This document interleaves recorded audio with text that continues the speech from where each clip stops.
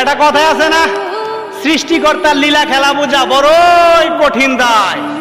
কাকে কাকের মাংস খায় না, কুকুর কুকুরকে কামড় দেয় না, এমনকি জঙ্গলায় থাকা একটা বিষাক্ত সাপ আর একটা বিষাক্ত সাপকে কখনোই সুবল দিয়ে মারে না। অথচ আমরা মানুষ স্রষ্টার সৃষ্টির শ্রেষ্ঠ জীব হওয়া সত্ত্বেও প্রতিনিয়ত এমনে আর হেমনে, হয় ওপেনে না হলে গোপনে, কেউ কাউরে গুলি করে মারে, কেউ কাউরে জবাই করে মারে, আবার কেউ কাউরে মানসিকভাবে টর্চার দিয়ে মারে। আমারও একজনে মারতেছে মানসিকভাবে টর্চারিং করে।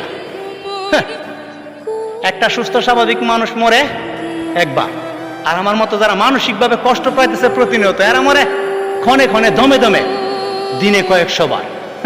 আমার মনে হয় আত্মহত্যা যদি মহাপাপ না হইতো, তাহলে আমার মতো মানসিক রোগীগুলি আত্মহত্যাটারে খুব সুন্দরভাবে বরণ করত।